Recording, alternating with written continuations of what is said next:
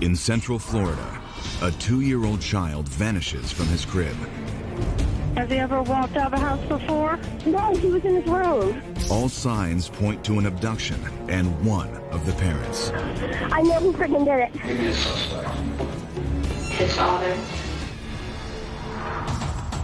Then, 24-year-old pregnant mother, Latoya Figueroa, has been missing for 10 days now. a mother-to-be disappears from the streets of Philadelphia. It was unbelievable. The entire city was looking for Latoya. Her family's race to find her reveals an unlikely suspect and an unthinkable crime. Beth Holloway goes on location and explores a pair of mysterious cases that ripped two young families apart. Now on Vanished. 2005, I got the call telling me that my daughter Natalie had vanished. Every parent's worst nightmare became my reality. I asked the world to help me. I found myself in an unimaginable fight. My search for answers gave me a new mission in life. Bring the missing home and criminals to justice.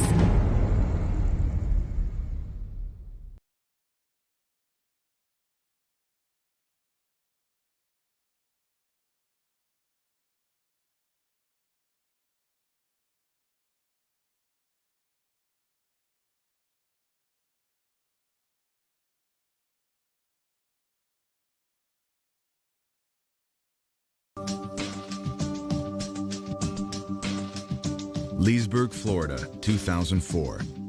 Teenagers Josh Duckett and Melinda Eubanks become parents while still in high school.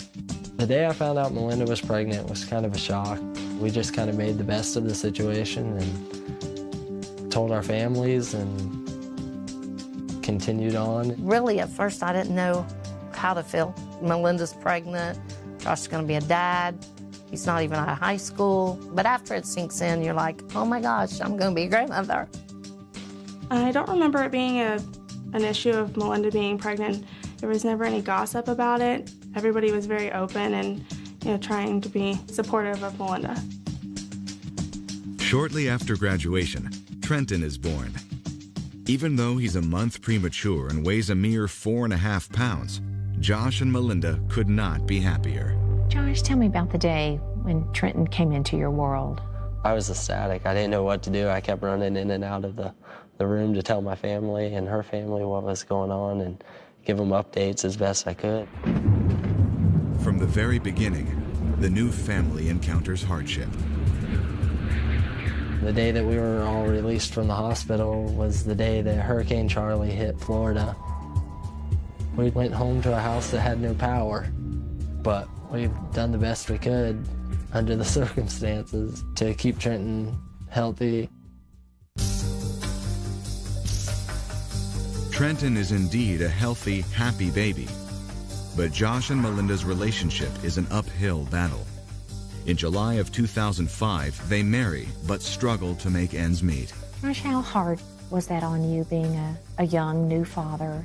She was working at a job that required her to work away from home, and I worked for my mom at the time, so I was able to take him to work with me. So I had him basically 24 hours a day. I was really proud of Josh and Melinda both. They did good. And, they had hard times like everybody else, but, overall, they did pretty decent. By June 2006, Trenton has developed into a bright, energetic toddler. He was just full of smiles and laughter. You couldn't help but love him. He was just perfect. But the stress of working and caring for a young child is taking an increasing toll on Josh and Melinda, and their marriage is starting to deteriorate. We weren't really fitting together like we used to. She had her problems and I had mine, and it was like the clash of the titans. Melinda ultimately files for divorce in June of 2006, and an ugly battle for custody of Trenton quickly ensues. She wanted full custody, and I told her no, I wanted joint custody, split down the middle. And we went back and forth. The battle is so heated that it ends up in divorce court, where Melinda demands full custody and claims Josh has been threatening the safety of both her and Trenton. As evidence, she presents a menacing email written from Josh's account. Josh denies having written the email, but the presiding judge doesn't buy it. He awards Melinda full custody and grants a restraining order against Josh. How did you feel? They stripped me of all my rights to see him and ordered no contact and everything, literally within a matter of 2 days. It's definitely devastating. I was used to spending as much time as I could with him and doing things, and then it literally was cut off overnight. But Josh and Melinda's custody battle pales in comparison to what happens next. Sunday, August 27, 2006 starts out like any other day. Melinda spends the day running errands before returning home to feed Trenton. At 6:30 p.m., she puts him to bed and spends the evening watching a movie. Afterward, Melinda goes to check on Trenton and discovers her son has vanished from his crib. Okay, he's an Asian male. He's 2 years old. And how long has he been gone? I don't know. You don't know? I was watching a movie that was 2 hours long. Has he ever walked out of the house before? No, he was in his room. While Melinda frantically searches the house, Leesburg police dispatch a missing persons investigator to the scene. Detectives head straight to Trenton's bedroom. There were some covers and stuffed animals and things on the bed, but nothing that looked extremely out of place. But there is one alarming detail: the screen in the toddler's bedroom window. The screen had been cut and the window was open. It appears someone has abducted Trenton. But who? There's such a lack of physical evidence, a lack of witnesses, anybody that may have heard anything about Trenton or seen anything. Melinda seems certain she knows who's responsible. I know who freaking did it. Later that night, Melinda meets with investigators at police headquarters and identifies the person she believes took Trenton. You recall saying, I freaking know who did it. Give me a suspect. His father. She felt that Josh could have been the one that had taken Trenton. Melinda also tells detectives about her ongoing custody battle with Josh. All of this mess has been going on approximately 2 years. He wanted his visitation back unsupervised, which was all complicated. Melinda presents detectives a compelling piece of evidence, a copy of the menacing email sent to her from Josh's account.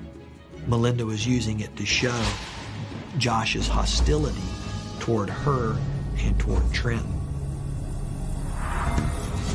Police immediately set out in search of Josh. An officer finds him at his mother's house. We were all at home in bed, asleep. And there's car lights outside. There's a deputy out there. And he said, Joshua, Duckett. And I said, no, he's inside, he's in bed asleep. And the next words out of the officer's mouth was, it's Trenton here. Josh claims to know nothing about Trenton's disappearance and soon realizes that Trenton may have been abducted by a stranger. But when Josh presses police for more details, he's stonewalled. What's going through your mind now that you're realizing that neither one of you have him? I was freaking out. I mean, I didn't really know what to do. I didn't know which way to turn. And I couldn't get any answers out of law enforcement. And so once the police are there and you're coming to this realization that neither one of you have your son, your first step is to try and get as much information as to what's going on. Police aren't convinced that Josh is innocent. They take him downtown for questioning. There, he tells detectives that he was out of town at the time Trenton was supposedly abducted. I was in Tampa with some family. I got home late on the 27th, and I came home probably around 8, 9 o'clock, somewhere around there. Verifying Josh's alibi will take time. In the meantime, the cops shift the focus of their interrogation to the menacing email, which Josh denies ever having sent. Investigators aren't so sure. It became important to our investigation to determine where that message actually came from. As police begin tracing the message back to its source, Josh and Melinda put their differences aside to join investigators in a massive search for Trenton. Officials are looking for 2-year-old Trenton Duckett. He was last seen in his bedroom on Sunday night. Leesburg police say the search for Trenton is a 24-hour-a-day, 7-day-a-week operation. Josh, Melinda, and dozens of police officers work the streets for information, hoping to uncover something that might point to the identity of Trenton's abductor. We're trying to get our family back. And I mean, we need every single person's help in the community, 110% if possible. In Leesburg, Florida, 2-year-old Trenton Duckett disappears from his crib in the middle of the night. After learning of a threatening email sent to Trenton's mom, Melinda, police consider Trenton's father, Josh, the prime suspect. But Josh maintains he had nothing to do with his son's disappearance. I'm gonna have to fight it tooth and nail regardless of what they say. You know, I know that I didn't do anything wrong. I know exactly where I was. Police have yet to confirm Josh's story that he was out of town the day Trenton vanished. So they ask him to submit to a polygraph test. He said, I'll do whatever it takes to clear me so we can find my son. Joshua submitted to a polygraph examination, and there was no deception indicated during that polygraph exam. The polygraph reveals that Josh's alibi about being out of town the day Trenton vanished is true. Joshua was able to provide a pretty sound alibi for his whereabouts with witnesses that he was with that Sunday afternoon and Sunday evening. The polygraph results also indicate that Josh did not author the incriminating email to Melinda. But if Josh didn't write it, then who did? People knew this wasn't random. They knew that somebody that knew them had done this. Police ultimately track the email to its source and discover it did not originate from Josh's computer. We determined that someone had logged into Josh's account and sent that message to Melinda's account. That someone had to have been Melinda Duckett. The IP address used was registered to Melinda. How did she manage to hack into your email account and send an email from your address? She was able to use my passwords to get into my account and send the email from my account to hers. She knew the answers to the security questions that they asked. I mean, she knew my family, she knew me, she knew pretty much everything about me. What is she trying to accomplish? She was trying to set me up to make it look like I didn't believe Trenton was mine and I didn't want to have anything to do with him. If she got a permanent injunction against me, I couldn't see Trenton. But even if Melinda was trying to cut Josh out of his son's life, it still doesn't explain Trenton's disappearance. Police call Melinda back in for further questioning. Melinda agrees and also volunteers for a voice stress analysis. On some of the relevant questions regarding Trenton's whereabouts, Melinda's exam results did indicate deception. But the test's overall results are far from conclusive, and police have no evidence to suggest Melinda is guilty of any crime. Everything else is just what she had to tell us to account for her actions, and no real evidence or witnesses as to where she went or what she did. Despite the inconclusive test results, Melinda seems just as determined to find Trenton as Josh does. And over the next week, the former husband and wife continue their ever-expanding search for Trenton and field any and all media requests. But during the course of an interview with Nancy Grace, Melinda offers some curious answers about the day Trenton disappeared. When Grace asks Melinda to provide a thorough explanation of what she did that day, all she will say is that she was shopping in nearby Orange County. Melinda refuses to divulge the names of any of the stores she visited, nor will she reveal the specific time of day she was there. It was very difficult for us to try to understand a timeline for Melinda because there were just so many pieces of the puzzle that were missing. Nancy Grace presses Melinda for a more detailed account of her activity, But Melinda is guarded, if not downright defiant. My opinion has always been that Melinda was being purposely evasive in the information that she provided. Nancy Grace's interview exposes some serious holes in Melinda's version of events.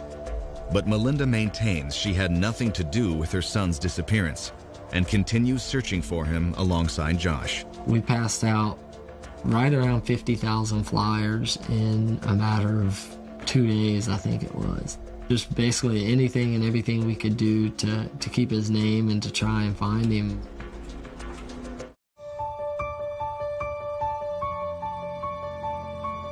It's been 12 days since 2-year-old Trenton Duckett vanished from his Florida home. His father Josh was initially the prime suspect, but a puzzling appearance on Nancy Grace has turned the focus of the investigation toward Trenton's mother, Melinda, and has police questioning her initial account of what happened. So many pieces of the puzzle were missing. She was very vague as to the details surrounding her day that Sunday afternoon and where she and Trenton may have gone. Is Melinda Duckett responsible for Trenton's disappearance? Investigators are beginning to think so. I think you would remember the details of your day a little better than that. Investigators are desperate to get to the bottom of Melinda's story, but a tragic turn of events will prevent that from happening. Thursday, September 7th. Under a cloud of scrutiny, Melinda returns to her grandparents' home, where she has been staying since Trenton's abduction. The following afternoon, a call comes in to the Lady Lake, Florida 911 center. 911, do you need police for our ambulance? My granddaughter just killed herself.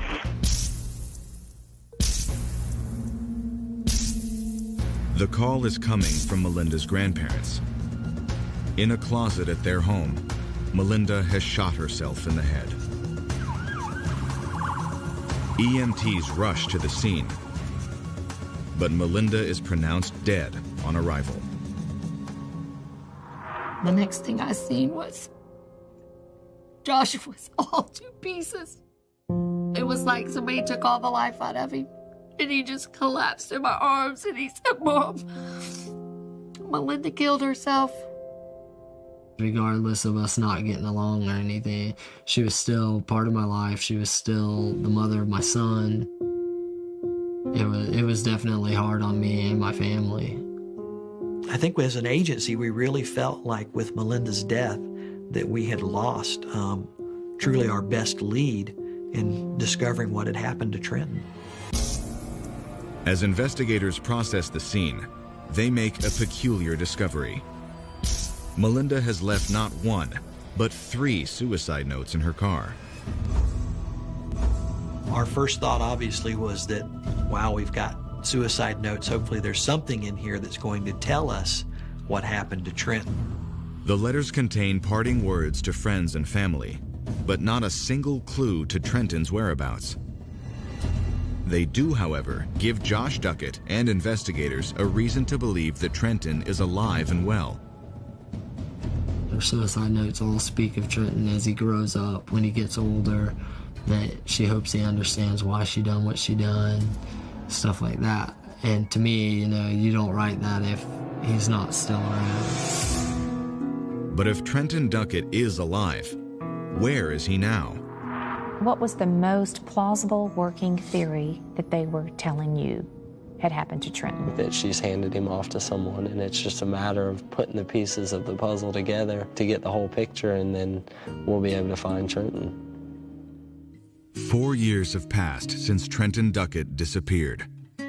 Investigators now worry the best hope of finding him died with Melinda. Still, Josh Duckett continues the quest to find his son and the truth. When was that? About 5 months old? Yeah, somewhere right around there. Yeah, he's already propping himself up on his elbows. Oh, yeah. He was very energetic. Oh. Boy, he has the biggest, warmest smile. Oh, yeah. His whole face lights up. Though many of the clues regarding Trenton's disappearance may have died with Melinda Duckett, Josh hasn't given up searching for his son. Like thousands of other families with missing children, he needs your help. Trenton was last seen in Leesburg, Florida on August 27, 2006.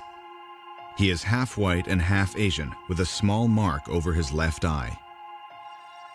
This age progression composite shows Trenton at 4 years old. Today, he would be 6.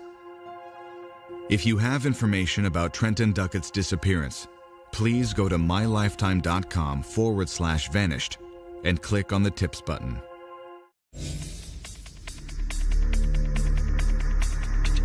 Sometimes when a person vanishes, it can tear a community apart. But when a young pregnant woman goes missing from the streets of Philadelphia, people across the entire city join in a heroic effort to find her and her unborn child. Philadelphia, Pennsylvania, the city of brotherly love, birthplace of the nation. But the city's rough and tumble west side is an area few tourists would ever want to visit. For 24-year-old LaToya Figueroa, the west side has always been home. She always wanted to be someone in her life, you know.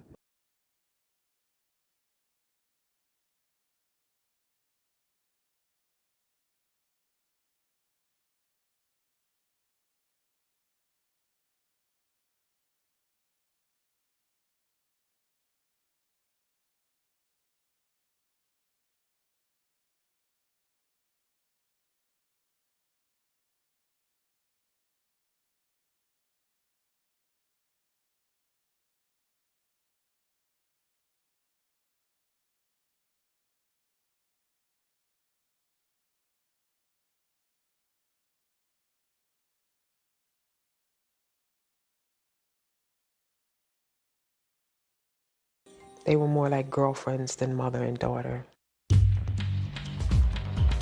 In 2005, LaToya's life takes a dramatic turn when she reconnects with an old friend from the neighborhood, Stephen Poche, a.k.a. Poach. They went to school together, West Philly High. They graduated together, and all of a sudden they started dating each other again.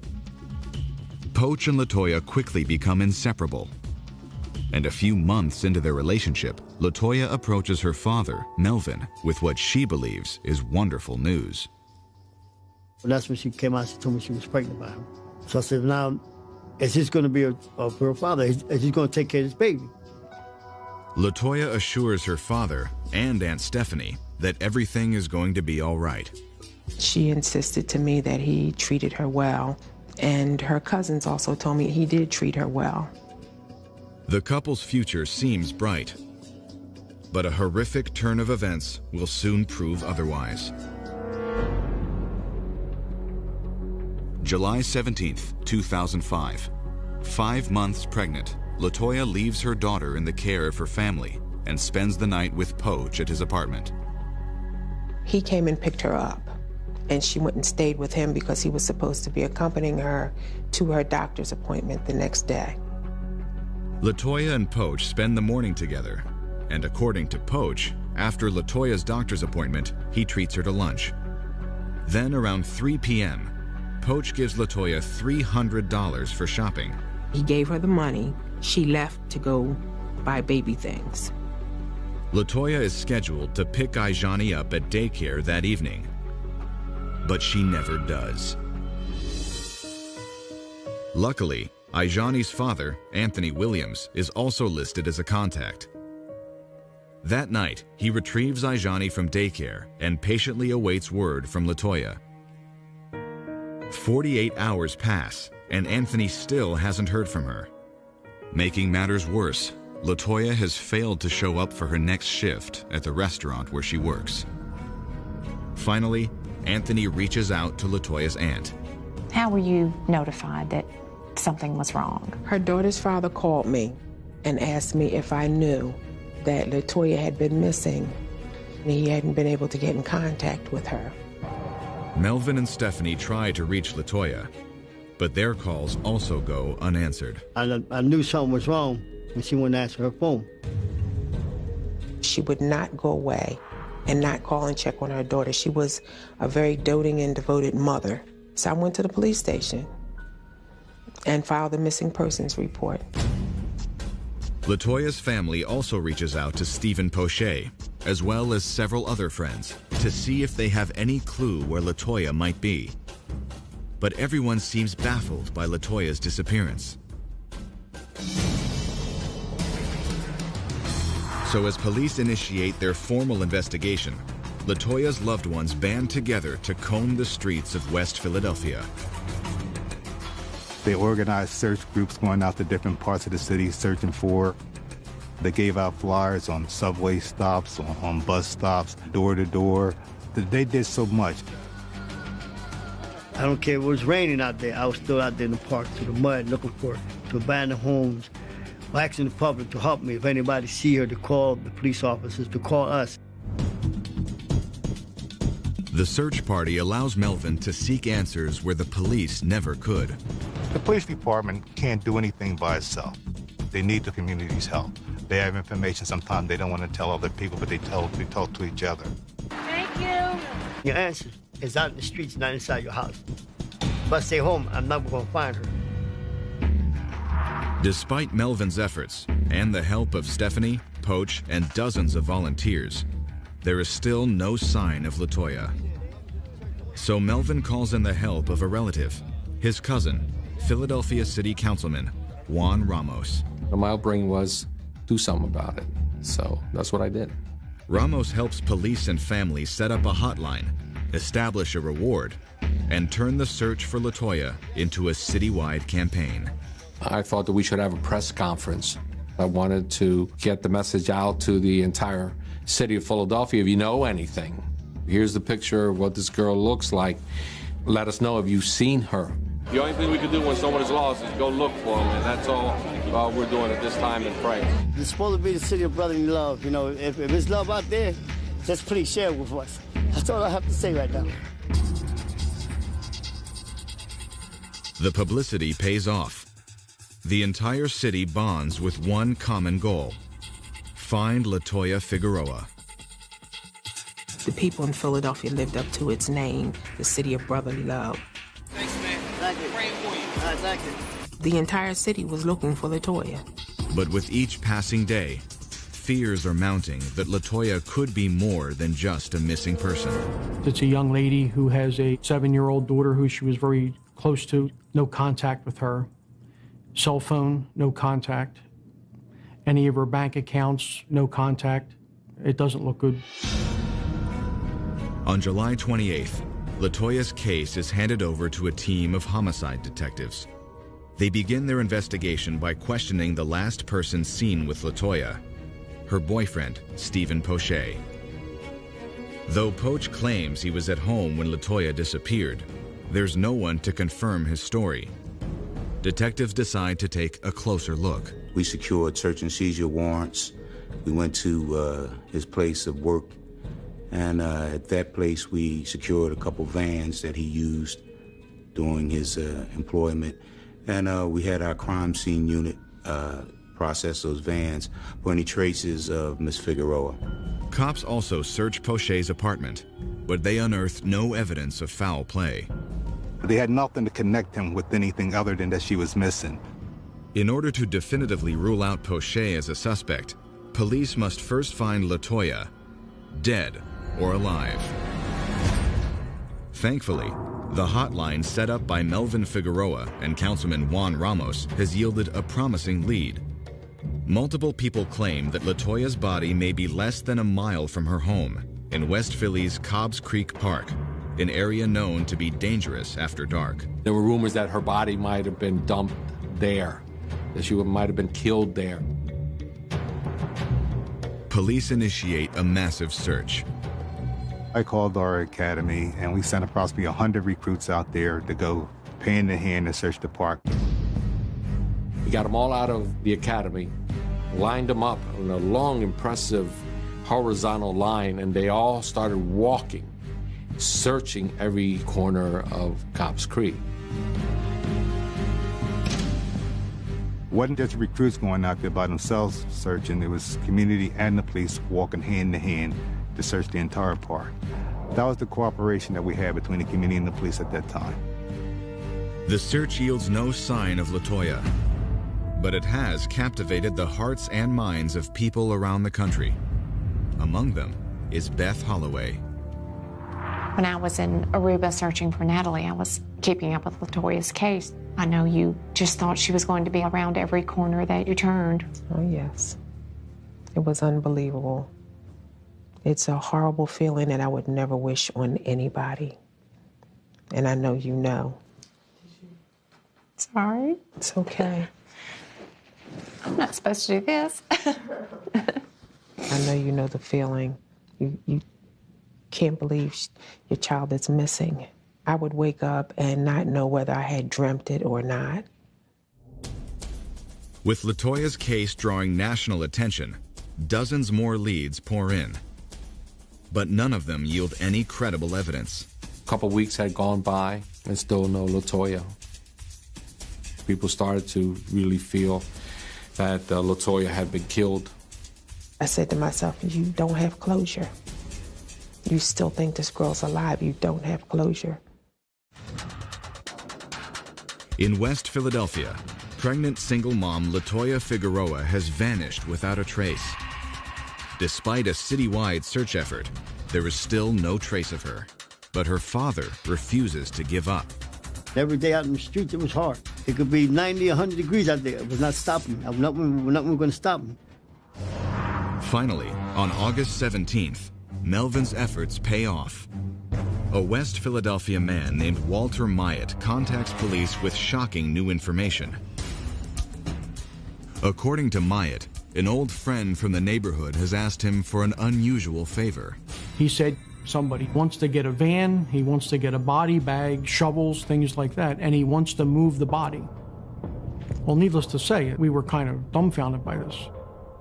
He wanted to go and move this body, and we assumed that it was the body of Miss Figueroa. So does Walter Myatt. Myatt also claims the man asking for the van and the body bag is none other than Stephen Poche, LaToya's boyfriend and the father of her unborn child.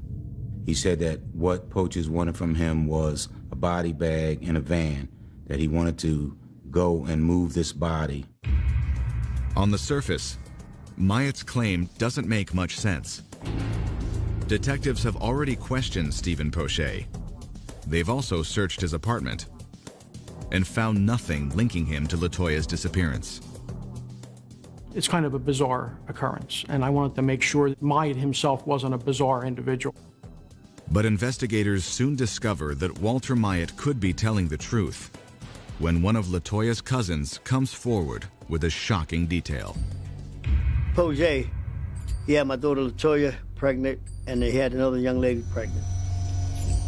Poche had two young ladies pregnant and didn't know which one he wanted to be with or which one he wanted to have the baby. That sort of put him in a dilemma where he couldn't handle that situation. According to LaToya's family, the pressure could have given Stephen Poche the motive to commit murder. Did you suspect him of any involvement? Definitely. I knew he had something to do with it. I knew in my heart of hearts. Even if they've established a motive, police have no concrete evidence linking Poche to LaToya's disappearance. So on August 18, 2005, homicide detectives outfit Walter Myatt's van with special surveillance equipment and instruct him to set up a meeting with Poche. The following day, Myatt secures a meeting with Stephen Poche. At 11 p.m., he loads his van with shovels and a body bag and meets Poche in a field outside of town. They pulled in and they got out of the van and the vehicle. And Mr. Poaches went through a hole that was in the gate. With police watching their every move, Poach directs Myatt toward what appears to be a freshly dug grave. As the two men begin to dig, the surveillance camera captures a disturbing detail about Poche's appearance. He was wearing a bulletproof vest. He had a .45 caliber handgun on him with an extra clip. And there's no doubt in anyone's mind that Mr. Myatt was probably going to meet his demise also. Fearing for Myatt's life, police move in to arrest Poche. Mr. Poaches fled to his vehicle, and he took off. and we radioed to Chester Police, and they apprehended him a short distance from that area. With their prime suspect in custody, police combed the area in search of LaToya's body. Minutes later, they find what they are looking for. I saw a decomposed body, and at that time we had the coroner's office come in, and they dealt with the body of Miss Figueroa. How were you notified? I received a phone call about 2 or 3 o'clock in the morning, and it was from LaToya's uncle, who told me, he said to me, he said, "Stephanie, we found Toya, and we got Pooch." As I said, "Is she alive?" He said, "No." And I stood up, and I must have turned in circles for about 5 minutes. I just stood there and just walked in a circle. Now under arrest for murder, Stephen Poche attempts to explain away LaToya's death. He tells police that after eating lunch together on July 18th, he and LaToya went back to his apartment.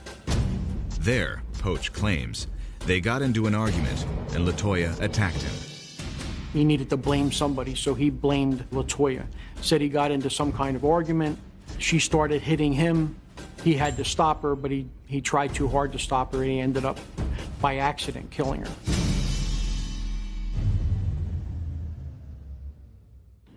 And of course, no one really believed that. We believe that he killed her, but we don't think it was an accident. After killing LaToya, Poche dumped her body in the field. But when the media attention around the case intensified, Poche concocted a plan to have Walter Myatt move the body and then implicate him as LaToya's killer. He already had everything planned. And his plan was to kill his friend and tell the cops that his friend is the one who killed my daughter LaToya. There's no doubt in anyone's mind that he was going to clean up all the loose ends. With the month-long search finally over, Melvin Figueroa once again turns to the press, this time with a new mission: justice. It's very hard to lose a daughter carrying a child in her womb. All I ask is for the justice to take his peace for this gentleman that did this to my daughter. Nearly a year later, Melvin gets his wish. Stephen Poche is convicted on 2 counts of murder for LaToya and her unborn child. At the sentencing hearing, LaToya's Aunt Stephanie confronts Stephen Poche. I know you had an opportunity to speak to him. What did you say? God says if you can't forgive people, he won't forgive you. And I need to be forgiven. He had committed a heinous crime, but I knew I couldn't hate him, and I told him that. Finally, a year and 3 months following LaToya Figueroa's murder, Poche begins serving 2 life sentences without parole. To me, the death penalty is too easy to get out. Jose got what he deserved. Let him suffer for the rest of his life. Double life, let him go through it. Following the trial, LaToya's surviving daughter, Ijani, is placed in the care of her father, Anthony. And though the tragic death of LaToya will forever haunt her family, thanks to their tireless efforts, Ijani can now grow up with one less criminal on the streets.